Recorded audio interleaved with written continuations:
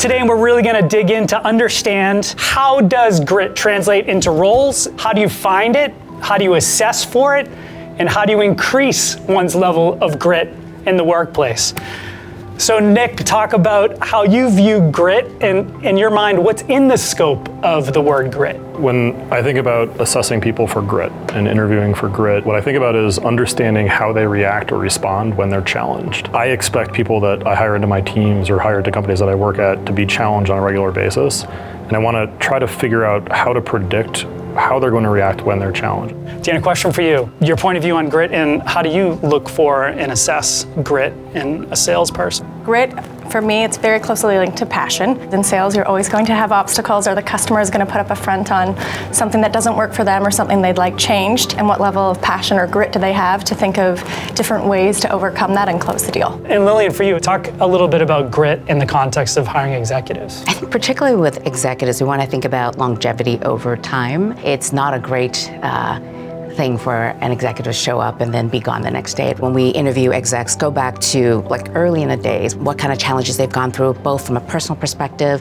and then also in a professional perspective. We like to see execs have the scar tissue of having done and seen different scenarios over time. How do you find when there's sort of almost like false grit? You can be very passionate about something, and you could be there at the right time at the right place when the train was moving forward, but if you're unable to really articulate or show how you overcame obstacles and what was the end goal, what was the goal and how did you persevere and get to deliver that, I think that's really important.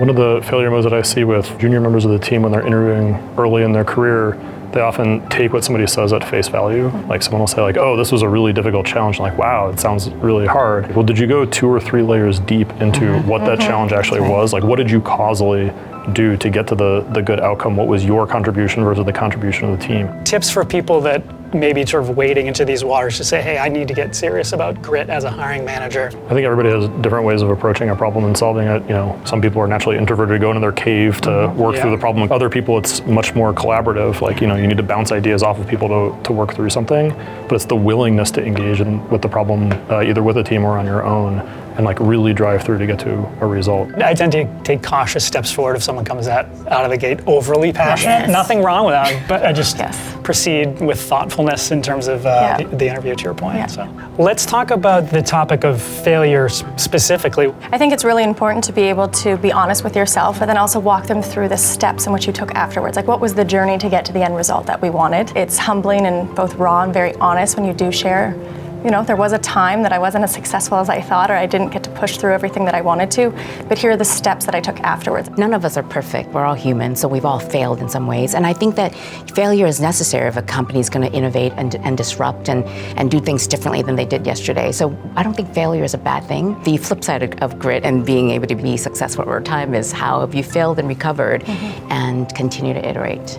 Simplified, grit is tenacious effort and perseverance over time to achieve long-term objectives and outcomes. Obstacle gets put in front of you, you find a way to work through it, problem solve, and keep moving forward. Another obstacle, another solution. We also heard about how important it is to display this type of tenacity over time to establish a track record of grit.